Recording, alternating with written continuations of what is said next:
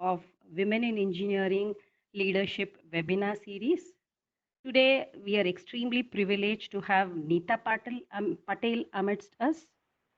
Thank you, ma'am, for accepting our invitation and being here to help us out to learn a lot of new things with the title Leadership Learnings. Sounds very, very interesting.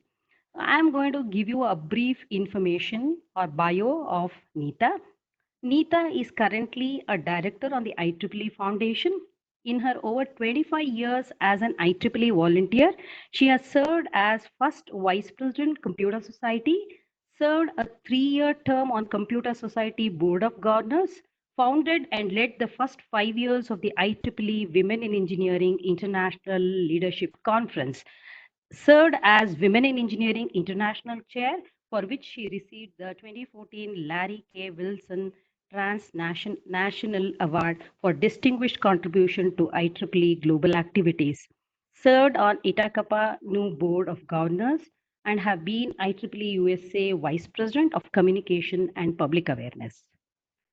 Outside of IEEE, she's active with Toastmasters and is a tournament organizer and senior tournament director for the United States Chess Federation. She received her MS Computer Engineering, BS Electrical Engineering, and BS Mathematics from Southern Methodist University of Dallas. Uh, Thank you, ma'am. The floor is yours. You can start the presentation on leadership learning. Thank you very much, Dr. Sujata, and thank you everybody that helped to organize this. I know it takes a lot of work. I really appreciate the opportunity to speak with you as part of this Women Leaders series.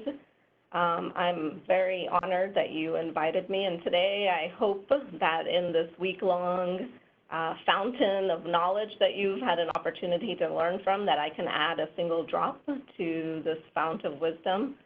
Today, I'm going to talk to you about leadership. As engineers, I know that you already have the power and ability within you to change the world. Engineers impact everybody on a daily basis with your creativity and your solutions and your problem solving. You definitely impact the world and change it. If I can help you today to become just a better leader in one small area and an engineering leader at that, you will have the ability to change the world 100 times over, not just the one time. I think combining engineering and leadership will make you almost like a superhero. You'll have two superhero qualities. But as in all things in life, leadership is not a single event, a single skill, a single destination. Once that you reach, you don't ever leave, or that you have forever, but rather it's a journey. And I want everybody to think about it as a journey. Today, I'm going to share with you 4 stops in that journey, or fountains of wisdom, hopefully, in that journey, to make it a little bit more rewarding and impactful. Today, I'm going to talk about 4 items: failure, self-awareness, anti-fragile, and communications. So let's first start with a definition of me. As Dr. Sujata said, you know that I've been very active in IEEE for quite a long time. I currently work at L3Harris Technologies. My personal division makes night vision systems, so I do a lot of image and signal processing, but I'm also very active in chess and Toastmasters. They both give me an opportunity to do something different. So all of us have many elements that make us, and that's similar to leadership. There are many different elements that make a leader. So what is a leader, or what does leadership mean? Very simply, it's the ability to act. It is the ability and act of guiding and motivating a group of people toward a common purpose. So a leader helps a group get to a central or purposeful objective or goal. So take just 5 seconds, and everybody has an ability to access this chat window here in the webinar, and think about what skill do you think is important to being a leader. And if you don't mind just typing it in. It could be anything like creativity, problem solving. So I'll give you 5 seconds to type in one skill that you think a leader has.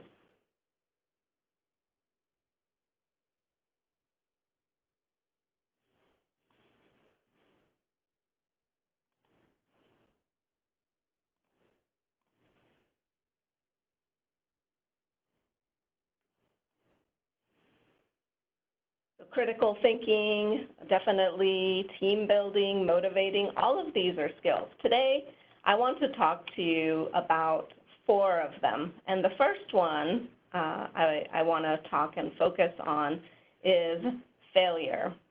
I'm sure many of you have heard a story similar to this one. This is a story about a guru and a man who is seeking wisdom and enlightenment. So the man walks up to the guru, it could be a woman, says, please, please, please, tell me, how can I find success and enlightenment? And the guru doesn't say anything. He simply points in a specific direction. And the man says, okay, fine. And he runs off in that direction, and then a few minutes later, you hear splat. He comes back very defeated and broken down, and he says, Guru, you told me the direction, but all I found was obstacles and a jungle, and I didn't find success. And he says, tell me. The guru points again. This happens a couple of times. He keeps coming back. And eventually he says, I'm tired of this. You have to speak and no more silence. And the guru says, it's beyond the splat. And it's really that idea that success is beyond the failure. And when you think of being a leader, you have to really embrace failure. There is no such thing as a single line from try, do to success. And so that's the first idea I want you to think about. I know that when I was a child, and even today I struggle with it sometimes, I'm a first child. I have 2 younger sisters, and first children tend to be known as perfectionists. It's a generalization, but it's, 80% accurate. I found when I was younger that I really didn't want to explore new things unless I could do them perfectly. If I wanted to, oh, wow, that person is a great photographer. Well, I'm not a great photographer, so I'm not even going to try. And my mother said, nope, you have to do it. You have to just do. And that's the first core idea of how to get past the failure, is to do. Not try, because when you think about trying, it's like, oh, maybe if I feel like it, if something goes perfectly, then I'll try. But if you say to your mind, I'm going to do, it's a very different way of thinking. And when you can get your brain to think about do, it doesn't have to be do everything all at once or do everything in a grand scale. It just simply means do. Take the first step. When you can take the first step, it leads to a second step, it leads to a third step, it leads to eventual steps. And of course, along the way, you may trip or twist your ankle, but that cycle of doing and learning, which is the second core idea under failure, is to learn, to fail forward, to take risk and evaluate when things didn't quite work the way you wanted. So once you do, then fail forward by thinking of how well did it work? What went right? What went wrong? I'll give you an example of starting the leadership conference. It was not a single step to go from nothing exists within the portfolio to creating the conference. It was many steps. The first one just was, here's an idea. But getting past that first step probably took me 3 months because I had to get that idea across to many different people who would be important in supporting the idea. And definitely didn't have success on the first time trying to convince people this was important, it's necessary. But I evaluated each time I got a no to say, why the no? What about it isn't making sense? How can I explain the purpose, is the purpose the right one? And through that process, I was able to craft a mechanism or an idea that was better for the no's because it helped me make it a better and better idea. And it also was this idea of fail forward. So when you encounter, when you think about leadership, first is failure, and there's 3 subcomponents. The first one is do, the second is learn, and the third, which ties all of this together, is to switch from this mentality of perfection to a mentality of excellence. Like I said, I was a perfectionist.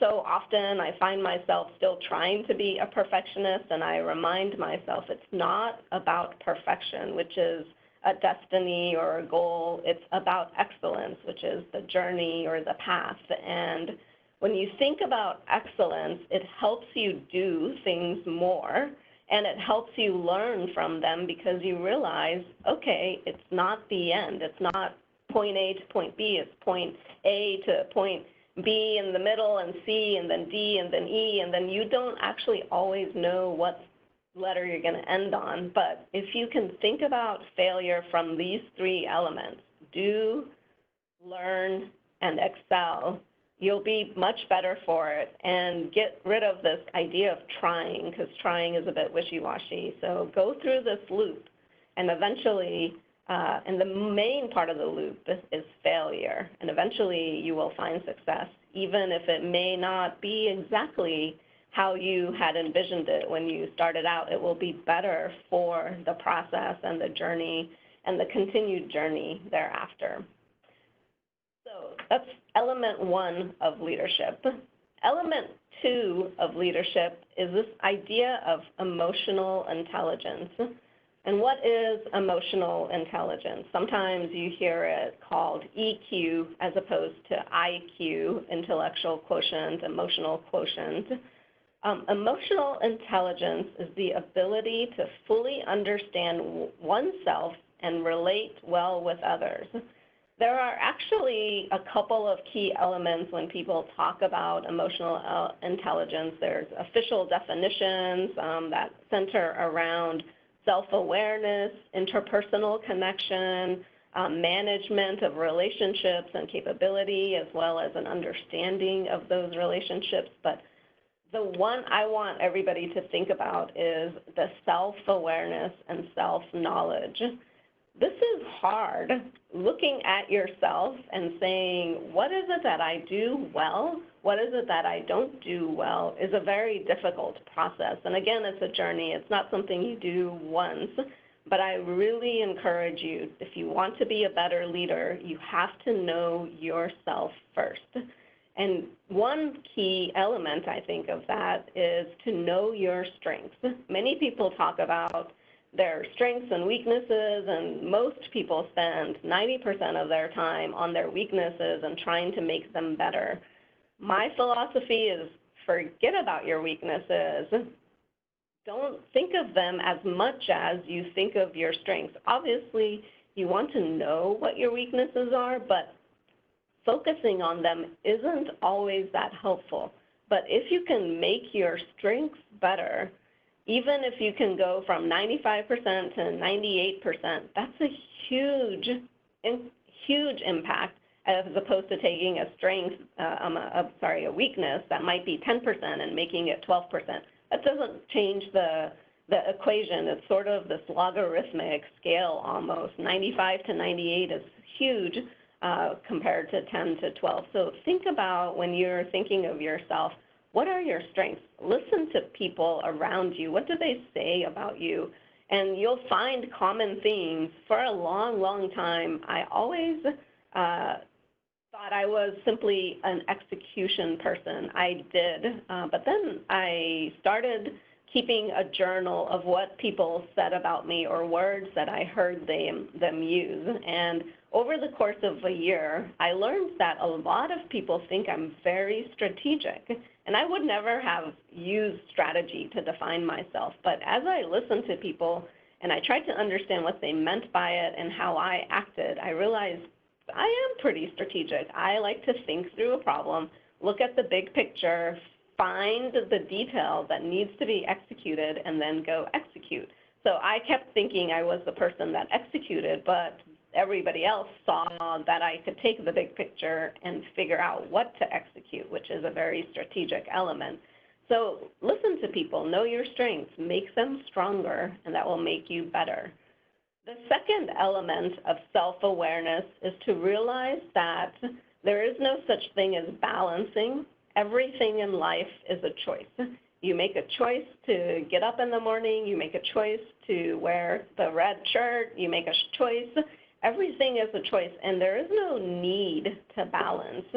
In your life, you can choose things on different days, on different months, on different years, and some days my family is a huge focus, and I choose that today I'm going to focus on these elements, and that means these other things are not going to happen. And it's not that I'm trying to balance everything on this scale and try to make it equalize. It's that I'm choosing what gets put on the priority and what doesn't get put on the priority. So think of self-awareness, understanding your strengths, and then taking those strengths and choosing what is it that you're going to do with them on a daily, weekly, monthly, yearly basis. Not all of your choices have to be on a minute-by-minute basis. Sometimes, for example, last year, I did not have a senior leadership role in IEEE, and that was a choice I made the year before, that I had many, many senior leadership roles, and I really wanted to focus on something different in my personal career for a bit of time.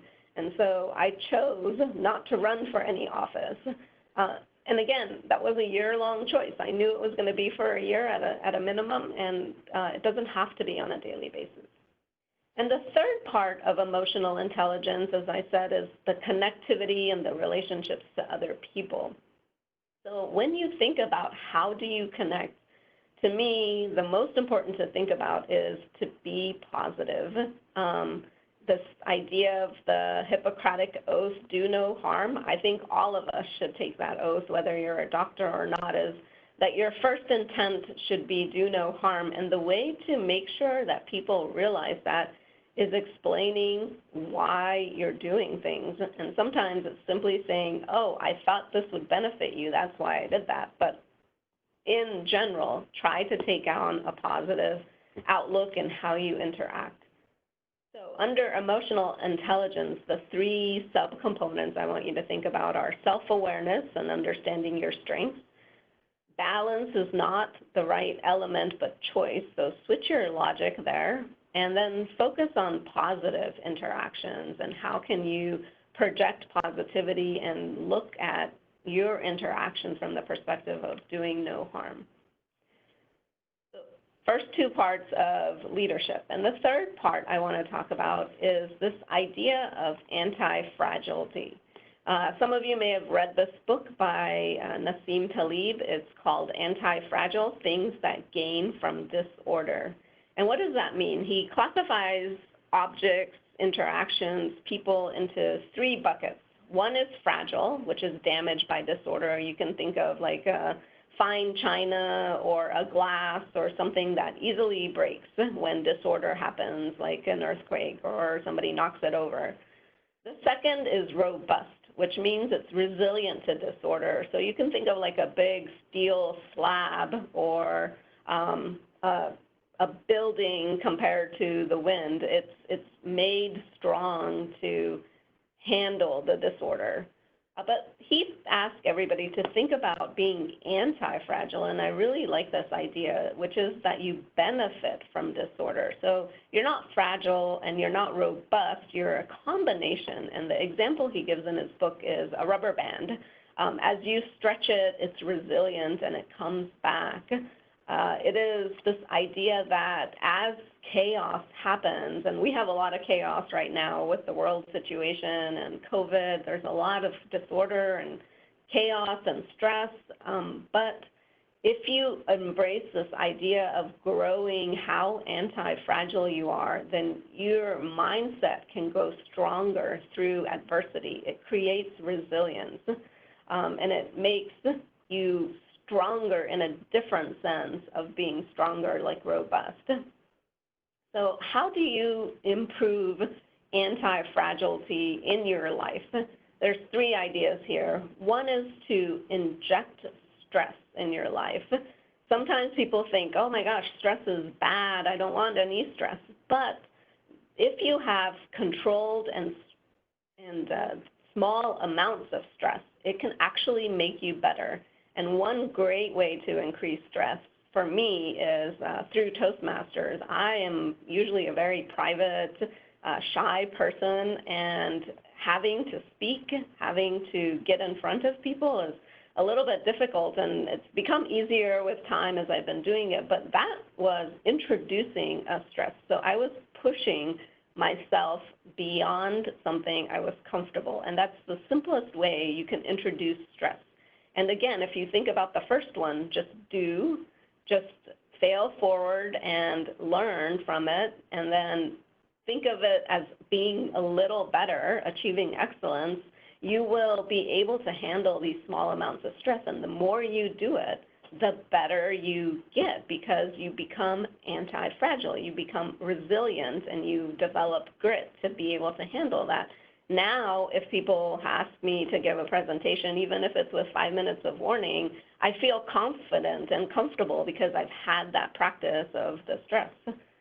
The second way to improve anti-fragile in your life is to add redundancies, which means have more options. For example, you can think of from a financial perspective, having an emergency fund in addition to your normal pay, or add buffers to your schedule. For example, say, I'm going to block off 5 extra minutes or half an hour or 3 days on my calendar to give myself a buffer to be able to execute to some goal or something. So when you add redundancies, similar to when you're doing engineering design, when you add redundancies to a system, whether it's a circuit board that has different ways to power or switch power sources, or a space shuttle that has multiple ways to engage the thrust rockets or something, when you have redundancies, it makes you more resilient. If something fails in one area, you still have backups. And that's the whole idea of doing it with your life. Make backups for things that are important or critical to you, and give yourself that ability that if something blocks or stops you from one area, you have this ability to do another.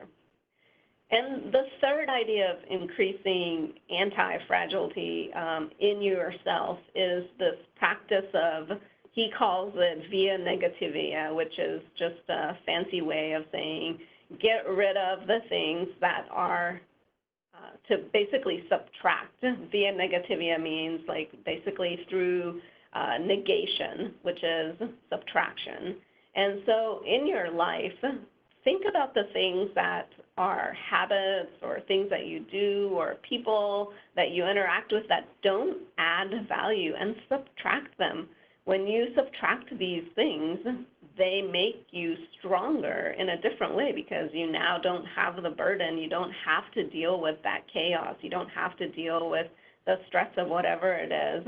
I'm not saying, stop talking to everybody or just get rid of everything that you do, but, think back to my first point about self-awareness. Know what's important to you.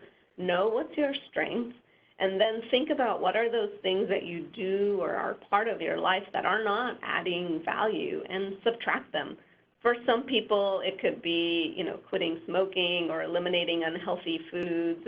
It could be getting out of debt. It could be stop talking to the person who always has a drama that they bring into the conversation. Whatever it is, there's different scenarios. And if you can practice that, you can get more resilient, better, and you have less chaos that you have to deal with. So you can improve your resiliency by increasing stress in your life. You can make it so that you have redundancies that allow you to handle roadblocks or stress in a different way, or you can subtract the things that are adding stress or disorder into your life. These are a couple of ways to become more anti-fragile. And finally, the fourth element of leadership, which I think is essential for us to think about and become better at, is communications. Communications is often cited as, I noticed nobody wrote that in the chat window, but communications typically is cited as one of the key elements for a strong leader. When you think about the leaders in your company, in your university, in your life, who are those people? Those are usually people who can listen to you well, but also effectively communicate their ideas. And within communications, I want you to think about this idea that for success, it's largely dependent on how well you communicate, how well you listen, and then the quality of ideas in that order. So first, communication, second, listening, and third, the quality of your ideas. Usually people do it in the opposite order, and that's a mind shift that I want you to maybe think about a little bit. So under communications, how do you make it better? Let me give you 3 things you can think about. 1 is content, 2 is color, and 3 is courage. So what do I mean by content? A lot of people, you're engineers, you have content. You have data, you have statistics, you have experiments, you have information, you have all of this. I mean, in the history of the world, information is growing at a faster rate than it has at any time. You know, if you add up from the beginning of time to like 2000, the amount of information generated then from 2000 to 2020 is significantly more. And you just think about that. There's a lot of information, but what there isn't is content. What does the information mean? Why is it important? How can it be used? What is it for? So when you think about communicating, think about the content from that perspective. Why, how come, what for, those types of questions, not simply the data, not simply the bar charts, not simply the information. And then second, to better communicate, think about color. And by color, I think about being personalized, being emotional, being concise. The best way to add color is to add stories and examples that people can understand. So stories about how maybe you accomplished something, or stories about how you introduced. And they don't have to be your own personal stories, although those are the best. The personal stories make the difference between whether somebody can give you credibility or not. But even if you use somebody else's story, for example, if people are talking about Einstein experimenting over and over and over again and failing that many times eventually led to success, that story can capture this idea of failure leading to success. It doesn't have to be my story, but if you can introduce stories and how you communicate, that makes you a better communicator. And then finally, to better communicate, think about courage. And I will tie it back to something I said in the first bullet about leadership, which is shifting your mind from giving up perfection to moving to excellence. And this idea comes from Brené Brown. Some of you may have heard her talk, TED Talk, and she talks about authenticity. There's this definition she gives, that the original definition was to tell the story of who you are with your whole heart. Be very simple and the courage to be imperfect. This means that you have to have compassion and kindness for yourself first before you can practice compassion and kindness for others. So authenticity is this idea of letting go who you think you should be, or who you project this, perfect image of you, but rather just to be yourself, all yourself. It can be pretty ugly, doesn't matter, it's all you, which gives you that connectivity. And if you can give up this idea of perfection and really embrace excellence from this perspective of, I want to simply know where I am today, I understand myself, I want to be on a journey and do and learn from and move forward, that you'll fail forward and grow, then you can be authentic. And an authentic communicator is somebody who people are more drawn to. Embracing ambiguity means you're being authentic because you're not perfect. you're showing that there are many different things to be considered. So that's my last element of communication. When I go back to those four things, fail forward, which is this idea of failure is a leadership skill. 2, emotional intelligence, and for me, the biggest thing in that is to know your strengths. 3, anti-fragility, which means that you're resilient, you have grit, you have an ability to come back. This one was hard for me, and I found myself challenging myself to say, so I love to eat ice cream, and I kept telling my husband, okay, I'm going to try to lose some weight, I'm going to try to do this, I'm going to try to do that, and I think I'll start, next week on a Monday. And he looked at me and he said, wait, what about do, and what about this small steps to having backups and getting there, and this idea of, and I said, okay, you're right. If I am going to follow my own practice, I have to follow my own practice if I'm going to share it with others. So this idea is important. And then 3rd, communicate by thinking about the content. Why is it important? How are you going to communicate it? By being colorful with stories, and just have the courage to put it out there. If you can be self-aware enough to know yourself, then you can finally master authenticity, because you'll find yourself moving from this idea of having to be perfect to having it, be perfect, to being just better and excelling day to day. So I hope within these 4 elements, I can help you become a little better of a leader. If you couple your leadership qualities with your engineering skills, there's no telling what you can accomplish, whether it's in your professional life, or it's in your personal life, or it's in your volunteer life. Leadership and the strengths you already have from critical thinking and engineering will just hold you in good stead going forward. So thank you very much for this opportunity to speak with you. I think we have a little over 25 minutes or 20 minutes or so to take some questions. And you can chat them in the chat box. I will answer them through there. Dr. Sujata, is that how you would like to do the question and answer? Yes, I'm waiting for some questions from the attendees. Probably they'll be posting.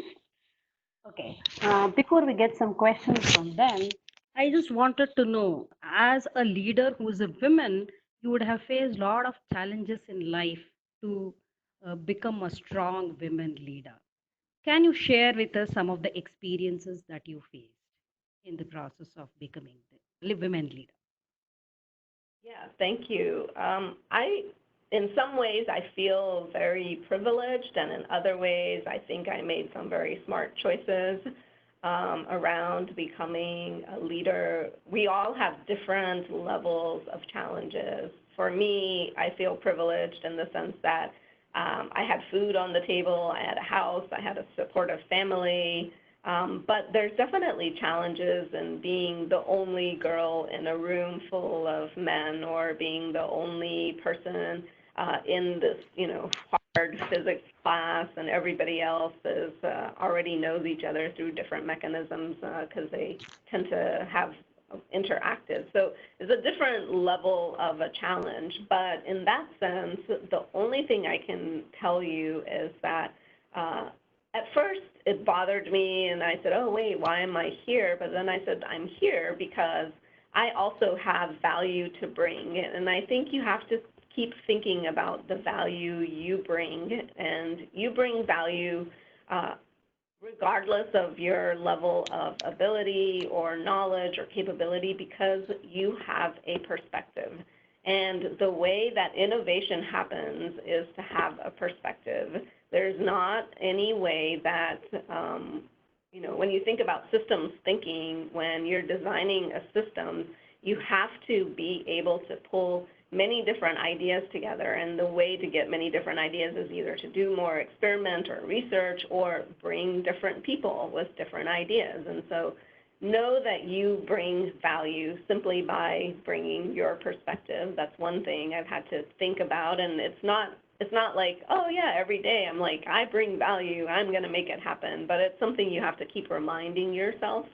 And as I said, if you can think about the self-awareness piece earlier and learn what your strengths are, then you have more confidence because you can say, I am bringing value because I'm bringing the strength. So you're augmenting the value by being more specific around what kind of value are you bringing.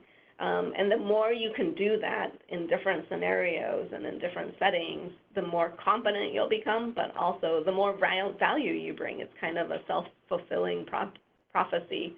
I haven't really had too many jobs or positions where people thought I couldn't do the work. I think it's more an internal dialogue, like, oh, what if I don't succeed? It's like, then I have to remind myself, well, that's okay. That's what the part of this process. Like, the way to succeed is to fail, and everybody fails. Everybody fails in different ways and at different levels, and if you can learn from your failure, then you will be better than the people who have it easy. And I'll give this example. Through elementary school in the U.S. and maybe high school, it was very easy for me. The classes were very easy. It wasn't a challenge, and I got to college. My first physics class, it was a little bit of a challenge, although I had physics before, but it was, obviously a higher level physics. And after my first exam, on a scale of 100, I got a 26. I was like, what? I'm not going to go into science. I can't even do physics. This is physics 1. I'm just failing. That was my initial reaction. And I went to talk to the teacher. I said, I can't believe I made a 26. Like, how am I going to pass this class? And, the answer was, wow, you had the second highest grade. The highest grade was a 28. And it's just simply a matter of perspective. Why did you let this number change your perspective of how well you did? And I remember that when I think about things, is that the challenges sometimes are a matter of perspective. So just because you got a 26 doesn't mean that everybody else got a 95 either in situations. So other people are probably facing similar challenge. So bring your personal self and your personal strengths and just go through it and remind yourself. Fantastic. It was nice to hear the small story and to get inspired from it. Thank you for it. There's a question here for you.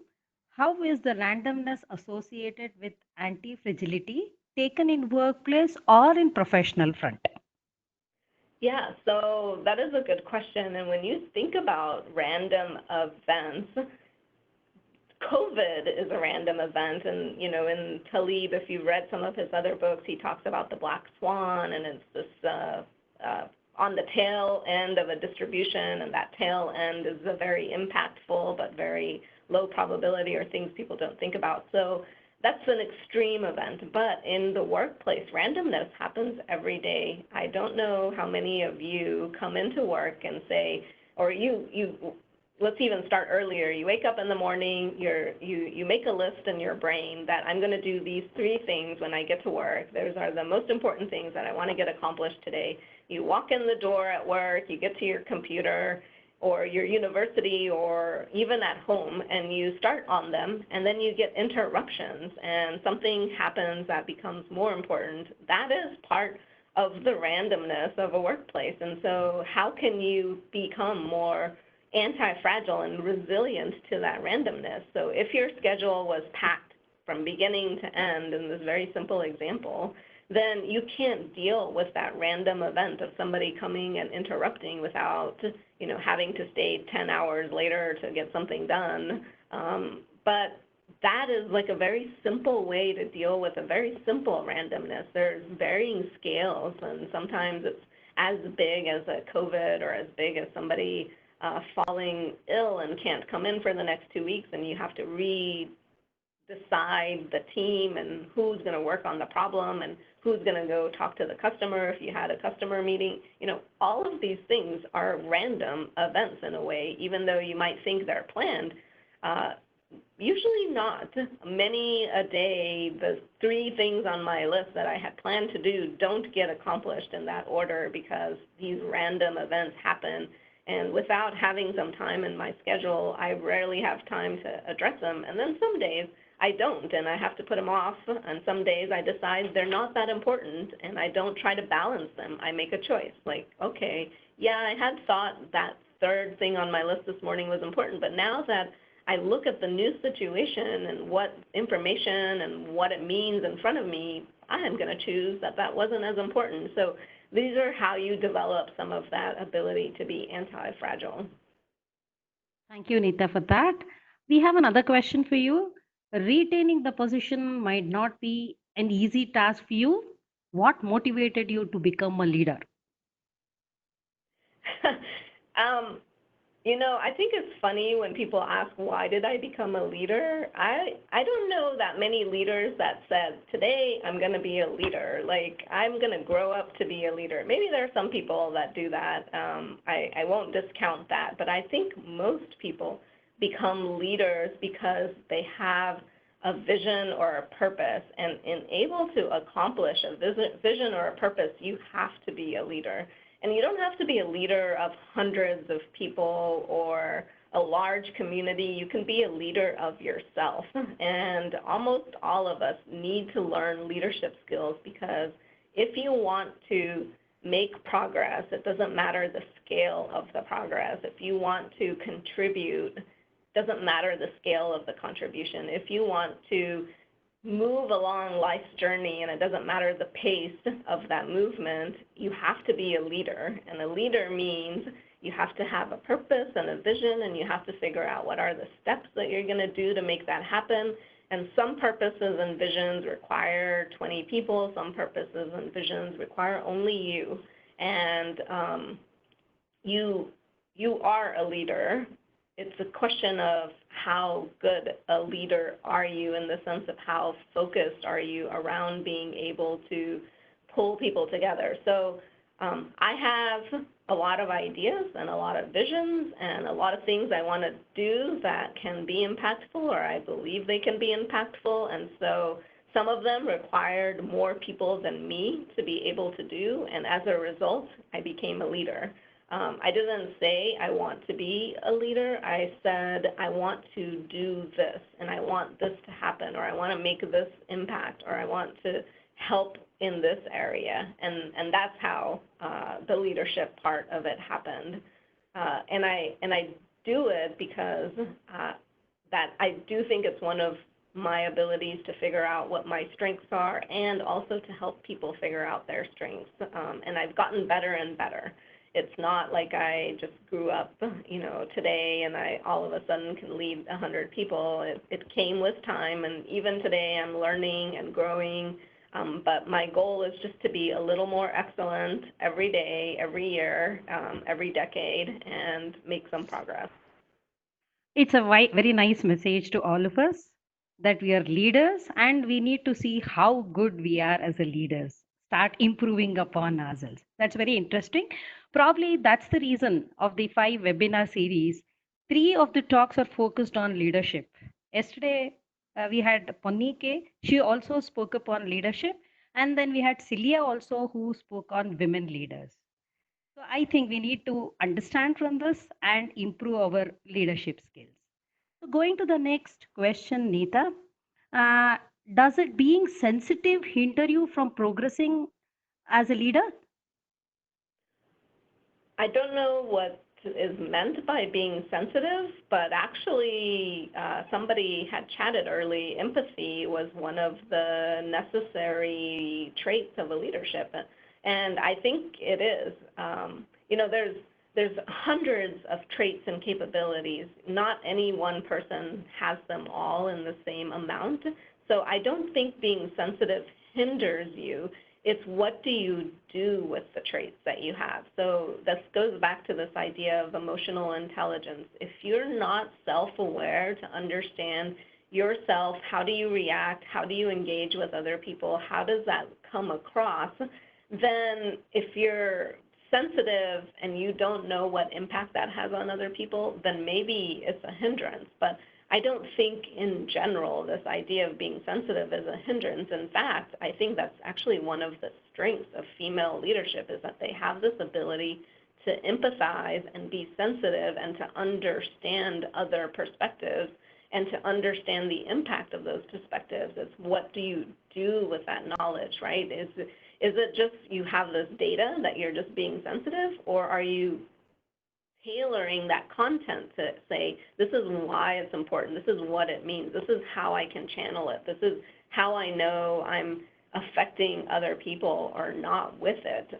So in and of itself, no, but if you're blind to it and let it run free, then probably there's most things that you can't be blind to and let run free. Like I said earlier, I love to eat ice cream, but if I ate ice cream for every single meal, then it doesn't balance with the rest of my goals or my choices. You know, I wouldn't be able to fit into the size pants that I like to fit into, right? I mean, it's just a consequence. So you have to know, understand yourself, and you have to think about, from that emotional intelligence part, how does it fit and impact, and what are you doing with it?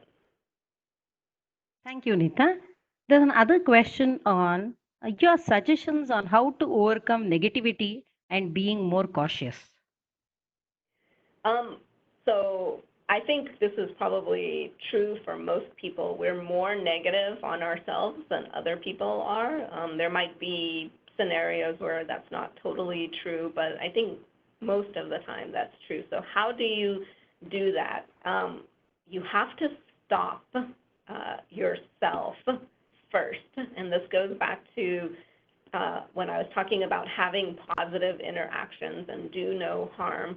That doesn't mean do no harm to everybody else and beat yourself up. It means do no harm, period, including you. And the way you stop being negative is recognize that you're being negative and then consciously make a choice. Okay, I had this negative thought. Let me reframe that thought. And it's a hard process. Sometimes there are days actually, just the other day, I like to call my husband when I'm driving home. It's a good time to just have a conversation, and it's like something we do. So I was calling him, and I was saying, I can't believe I did that, and you know, it was stupid of me. I probably should have known better. I shouldn't have just assumed that these people knew the answers. And he replied, he let me talk for like 5 minutes, and then he said, so what are you going to tell yourself next?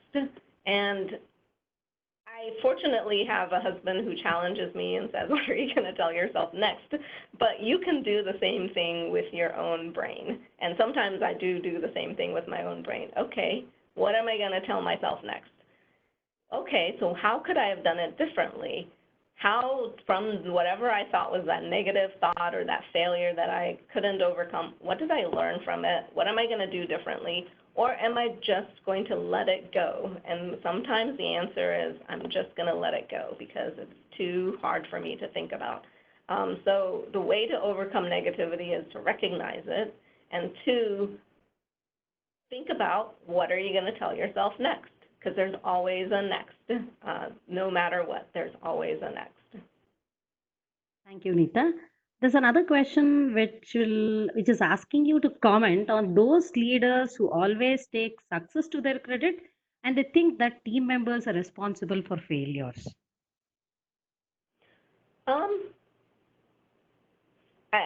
Comment on leaders who criticize their team for failures. Is that the idea of the question? Yes. So you can't control other people.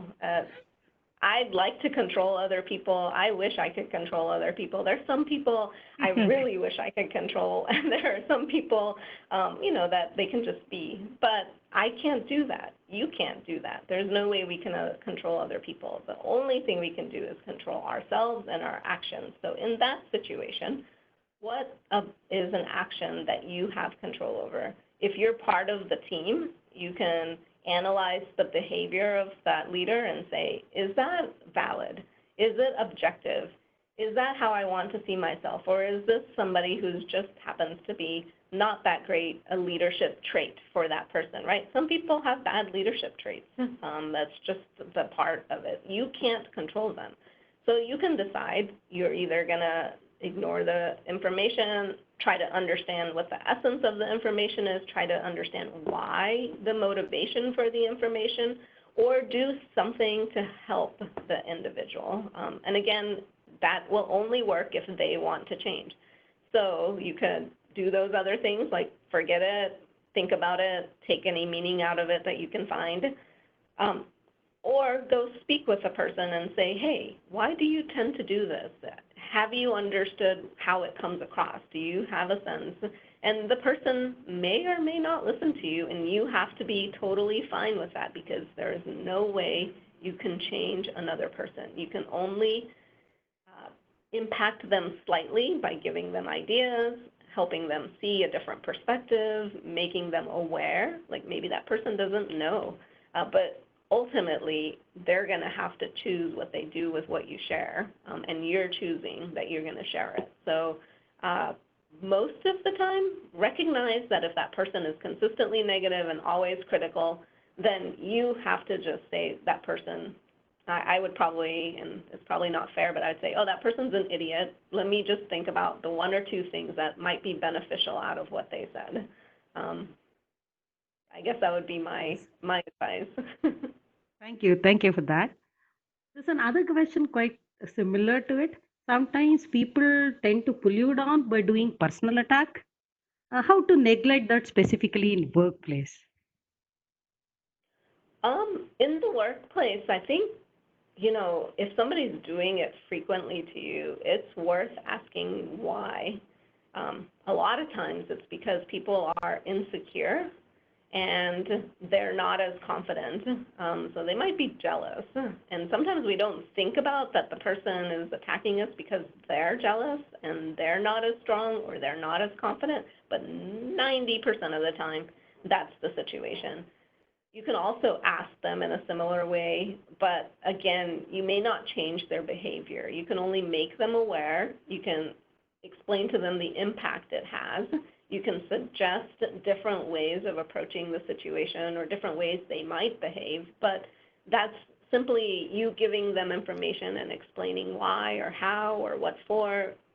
They have to decide, and ultimately, if they can't change, then maybe you have to, you know, if it's very destructive, raise it as a workplace thing with your supervisor, or, you know, 90% of the time it's just recognizing that that person is insecure and maybe jealous of you. And, you know, that's kind of nice if somebody's jealous of you. So think of it that way and think of it in what are the positive reasons of it.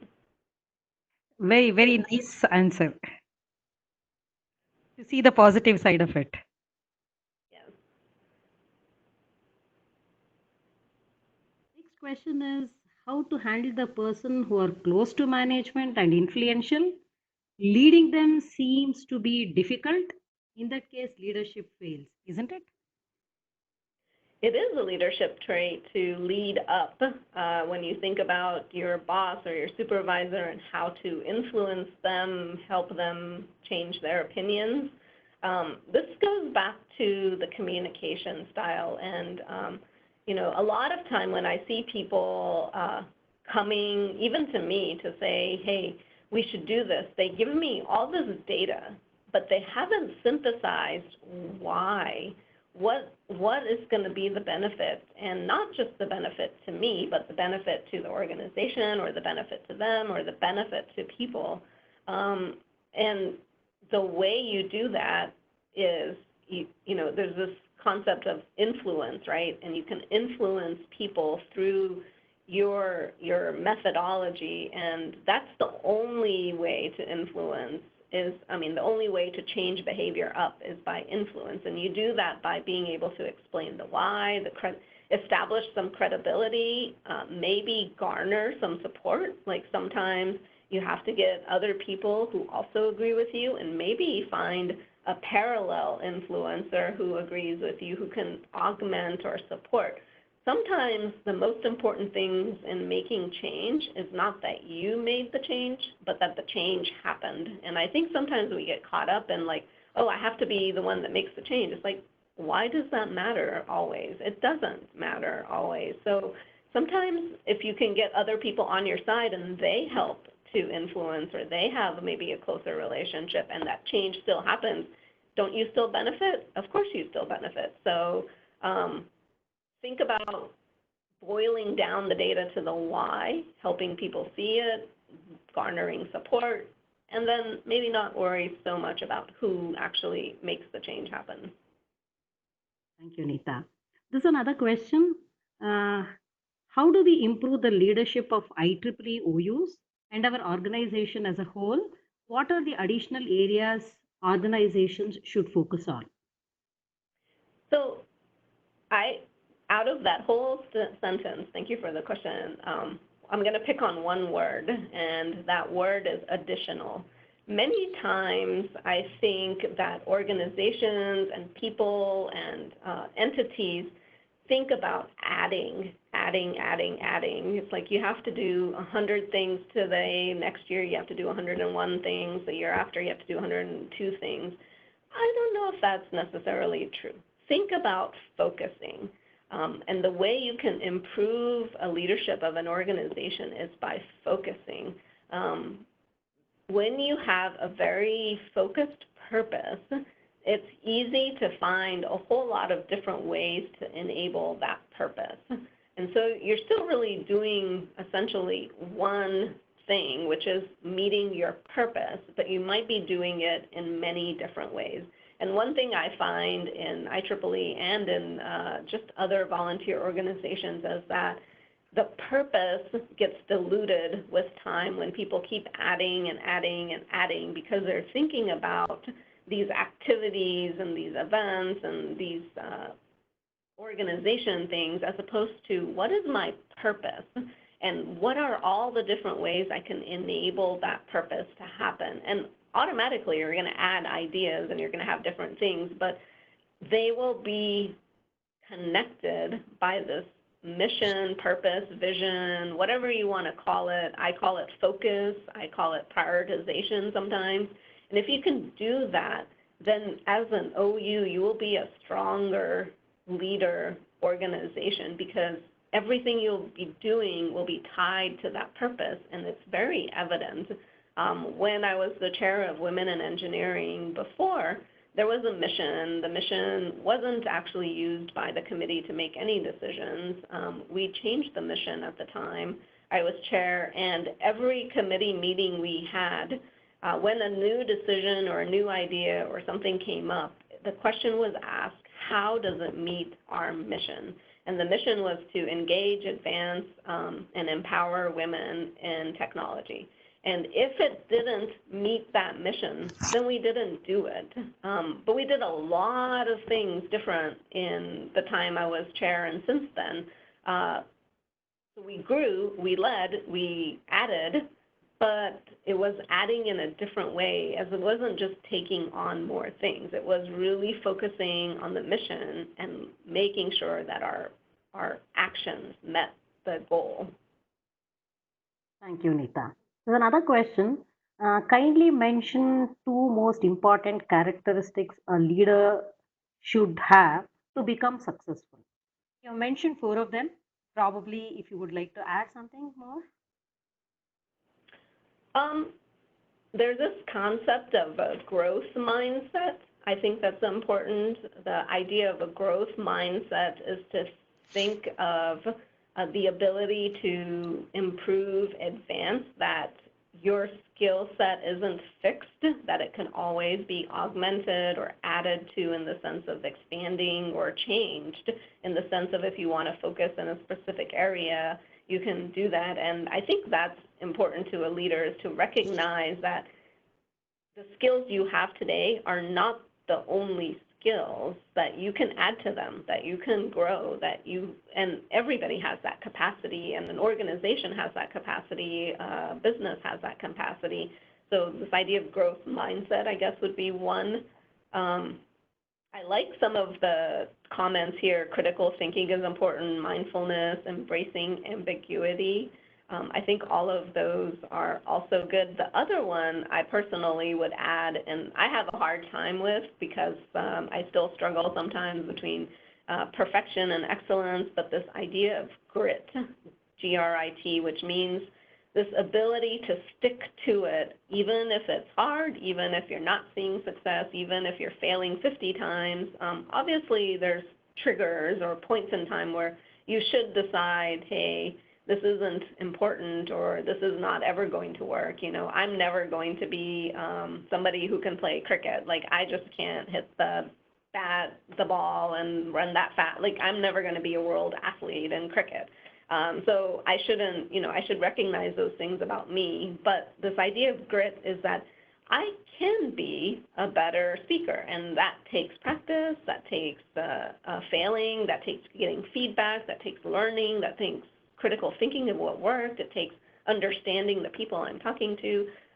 So between growth mindset, this ability to expand and augment to your talents, and this grit, which is you just stick to it, and it's going to be hard, and you persevere and you push through it and make it happen. I think those are also important leadership qualities. Thank you, Nita. There are a couple of questions. I suppose you have time. Could we take it? Line of Sure, I have time. Yes, thank you. Thank you. Do you think this? Do you think for success of a leader is supported by good followers?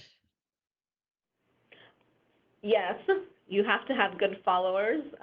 So that's actually another good leadership trait that you should learn to develop, is to recognize good followers. And how do you develop good followers? Because they don't just show up.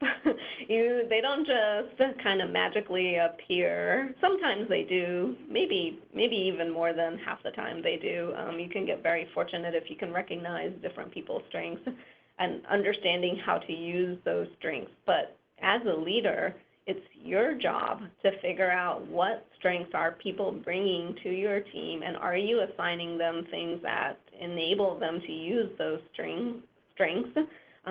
And do you have bad people in the group that's following you, and what are you going to do about it? You know, sometimes when we're in a volunteer organization, people think, oh, everybody's a volunteer, you can't fire volunteers, and my answer to that is, why not? If the volunteer is not set up for the mission that you want them to accomplish, help them find a better mission that fits their strengths and their goals. Doesn't mean that you're actually giving them a pink slip or something and saying you're fired, but it means as a leader you're saying, look, I understand this is the things that you signed up for, but I'm finding that you're having a hard time because of X, Y, and Z. I think you would be better over here, or have you thought about doing this? Or maybe this isn't the right time for you to be participating in that. I think, yes, good followers make a leader's life a lot easier, but a leader has to cultivate and understand the good followers and develop them. If you're not doing that, you're not leading. Thank you for that. Does having emotional intelligence means that you're a successful leader? You know, I think with all of these things, just because you have a certain skill doesn't make you automatically great. It's back to, you know, the cricket player. Like, just because you can run fast doesn't make you the best cricket player. Just because you can hit the ball, there's many aspects that have to tie together. It is an important skill. I do think you need to have it, but it's not like the only skill. Like, let's say you can't organize to save your life. Like, you couldn't make a to-do list and execute on the to-do list because that's just not anything you can possibly ever do. But you truly understand everybody in your team, and you have empathy for them, and you have strong emotional intelligence. Maybe the balance isn't there in terms of your skills mix to make that happen. So I think it's necessary, but not the only thing. Like, if that's the only thing, you have to have a balance of everything. Not everything, I shouldn't say that, but you have to have a right mix of certain elements, and heavy in one and not heavy in another. It isn't the best way to be a good leader. But there's so many different kinds of leaders. It's hard to say. It just depends on finding the strengths that you can bring and being able to use them. And if your strength is emotional intelligence, figure out how you can use it to get followers, to channel energy in the right direction, to set a goal and a vision, and it could make you successful. Thank you. Please share your experience as a Toastmaster. Sure, I've been in Toastmasters quite a long time. As I said earlier, I think that I'm very shy. If you were to ask my parents, who've known me for as long as I've been alive, they still find it very difficult that I give talks, because when I was a very small kid and even into college and early career, I would not talk to hardly anybody. Even at family gatherings, everybody's like, oh yeah, she's in the corner in the quiet reading, or playing with a very small group maybe, but not really out front and open and energetic and meshing with a lot of people. Toastmasters really enabled me to be comfortable talking. And I think it's such a great organization because it's a supportive group, similar to IEEE, right? It's a set of volunteers who support each other, help you build skills that you didn't know you needed, or that you didn't know that you could even build, and become more confident. So I strongly encourage people to consider it if you want to really extend your leadership capabilities, because communication is very critical. It is one of the organizations that helps me think about how do you craft a message that is meaningful to somebody else, not just me telling you data and information, but that can bring value to an audience or somebody who may be listening. So I think it's been awesome ability for me to grow. It's given me a lot of opportunities to practice and to grow my confidence and to learn techniques of how to handle different situations or different types of information sharing. Thank you. Why is there a presumption that women cannot take major decisions without help from men at workplace? History, maybe, in the sense that people have always thought that, so they still think that, and it's a little bit sometimes of a challenge to change.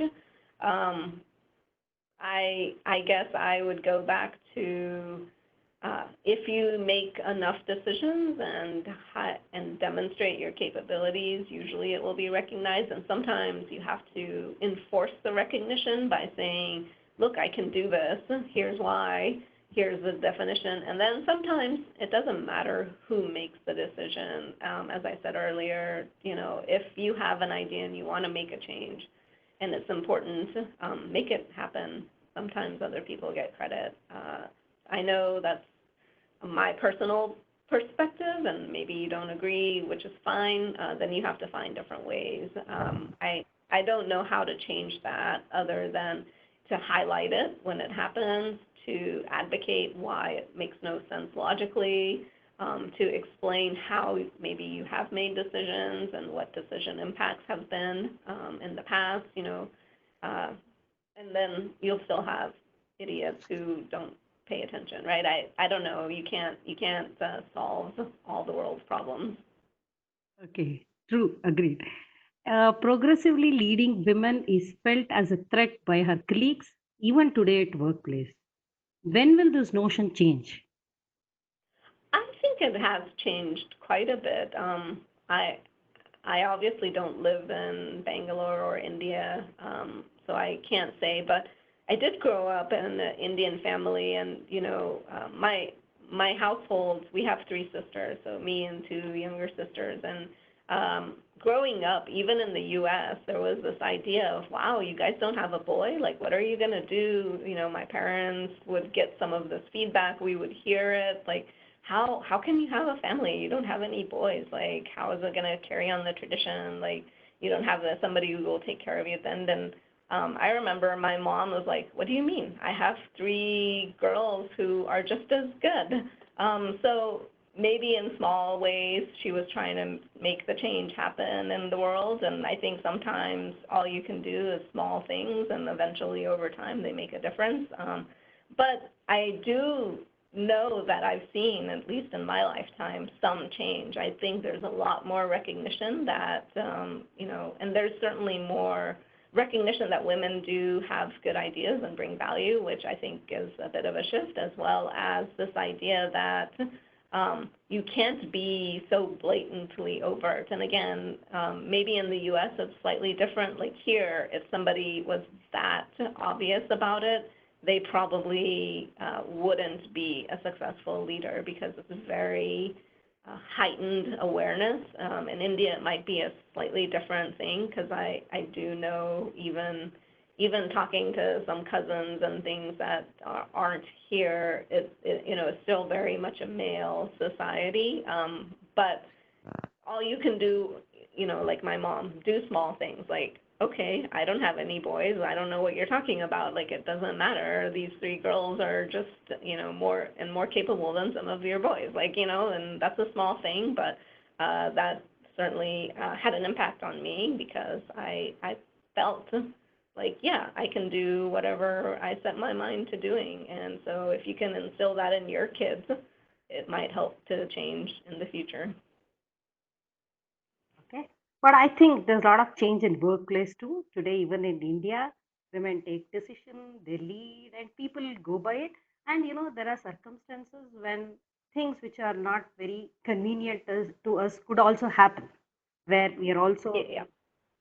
that is actually based on the situation. Also, there would be certain things where it is more male dominated, but I feel in India, women is given a lot of respect, even at personal life and even in professional life. And many of us are first time people who are coming out of the home to work. Probably our mother or grandmother have not. Mm-hmm. Probably that is could also be one reason, I feel so. Yeah, no, that's a great point. Yes, Nita. Please go ahead. You wanted Oh, to. I was saying that's a great point. Thank you for adding that. Yeah. Yes. Thank you. Next question talks about integrity and consistency. These are the key characteristics a solid leader should have who can win the trust of the team. What do you think on these two attributes? I agree. Integrity is essential. If you say something, people should be able to believe you, right? And if you are doing things different than you're saying, then you don't have integrity. And consistency, like if you have if you're constantly changing your mind, people have a hard time dealing with that. And just even thinking about uncertainty in all of our lives, uncertainty is one of those very emotional, very hard to deal with events, right? In some ways, when I think about the situation over the last 2 months, one of the hardest things is the uncertainty of the situation. Like, what exactly is going to happen? What does it mean? How are we going to deal with it? That was probably more anxiety causing than whatever actually happened in some ways. And it's the same with your team. If you're changing every 3rd day and they don't know that if, approaching a team member in this way will get your backing, then today it did and tomorrow it didn't, and then the next day it did, people don't know how to behave. That uncertainty is what is eroding both your integrity but also the trust of your team.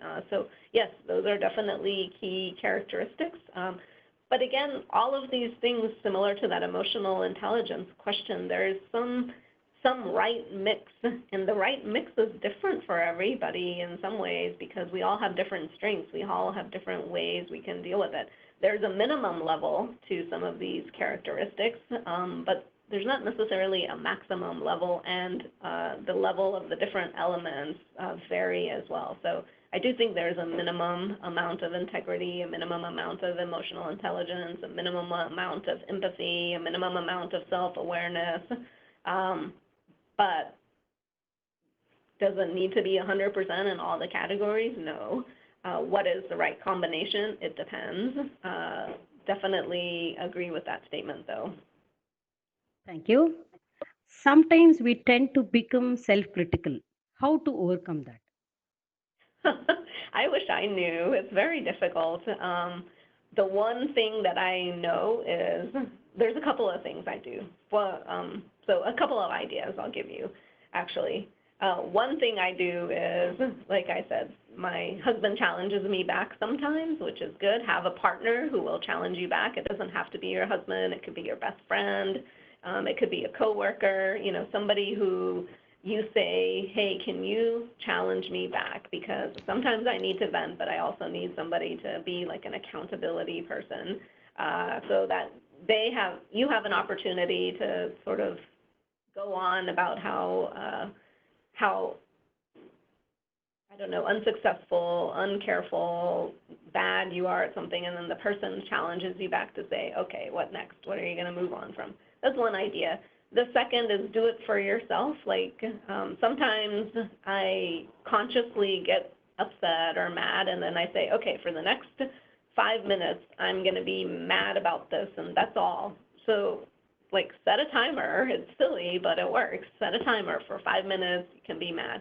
And then after that, you're like, okay, let's move on. What did I learn? Where am I going to grow? How am I going to change? And then the third idea, I guess I would share with you, I did this for a while, but I haven't done it recently. I did it maybe 5 or 6 years ago for several years, was to keep a success journal. And it is a great way to look back when you're in one of those modes of being self-critical, to flip through and say, oh, wow, yes, I did accomplish this, I did accomplish this. And it doesn't have to be huge things. So the requirement of the success journal is that you have to write one item every single day. So every single day you have to write one success. And some days the success is as simple as, today I didn't spill my coffee anywhere. Like, that was the success for the day. Fine, that's great. The next day it could be, I completed this webinar series and hosted it for a whole week. Great, that's a great one to put down, right, in your success journal. So when you get into the mode of, poor me, you can look through the success journal and say, wow, I'm pretty good. So this is another way to give yourself feedback of the positive things and try to help yourself focus on that. I have to admit that when I did the success journal, so I told my husband and a lady that I was working with, okay, I'm going to start it on, I think it was like May something, May 10th, May 11th, I don't remember the exact date. For 8 days, I didn't write anything in the journal because I was like, I don't have any successes. I can't think of anything. And 8 days was sort of my check-in period with some people who I had asked that I would follow up with them. And they're like, are you crazy? This is not what you said you were going to do. So sit here today for the next half hour and write back 8 days what you did. And so I sat there for a half hour, and it was kind of like I was in grade school, and the teacher was watching me, and I have to write. And so I filled it out. But then after that, I'm like, that's true. It doesn't matter. Just need to write something every single day. And I did it for a couple of years, and it was very refreshing. It automatically helped me to think. And now I don't flip through the journal, but in my brain I flip through, hey, these are things I've been able to accomplish or that I was successful doing. Thank you, Nita. This conversation for around 100 minutes put us into a lot of energy, lot of positivity, lot of confidence by hearing to you. It was extremely inspiring and awesome. Thanks for sharing the 4 mantras. Do, learn, excel.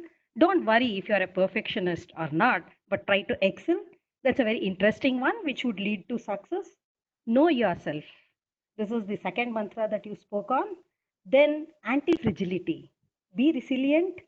Just try to see how you can get the benefit from the disorder. And the last one, communication. Truly interesting mantras you have shared with us. I'm sure we will learn from these, take up and grow as strong leaders in ourselves and help women around us to grow too. Thank you so much, Nita. It was wonderful to have you with us and share your thoughts and ideas and your Thank you guidance to very us. much. Yes, thank you very much, and I like that you call them mantras. I'll have to use that for sure in the future. That's very honoring, and I appreciate it, and I appreciate the invite. Thank you very much. Thank you. I'll just take a couple of minutes because this is the last session in our series. I would like to acknowledge all our speakers from the past 5 days. We had Celia Desmond, who spoke on women leadership in project management, Geeta, who spoke on how to unlock the unknown, unearth your potential, Lisa, who gave us insight onto women in engineering opportunities and how we can volunteer there. We had Ponni yesterday who spoke on step up leadership, and today we had from you again on leadership. I would like to thank all our speakers who were excellent and shared their views with us. I take this opportunity to thank Puneet Mishra, our chair, who has always been supportive and encouraging in all our endeavors. I would like to thank Chankappa sir and Ashwini ma'am who have been supporting me, and all IEEE Exicom members, not to forget my participants, without whom this event would not have been successful. We have got good participants who are asking a lot of interesting questions and learning in the process. Nita, at this point of time, we have 75 participants. This very clearly indicates how interested our participants are. So we will continue this journey till our global summit, probably having one seminar in a month from an eminent women leader. So I thank everyone for participating, and we are carrying a lot from this WIE Women Leadership Series. Thank you so much. Take care. Good night. To all Indians here, have a nice day, Nita. Thank you. Bye. Bye.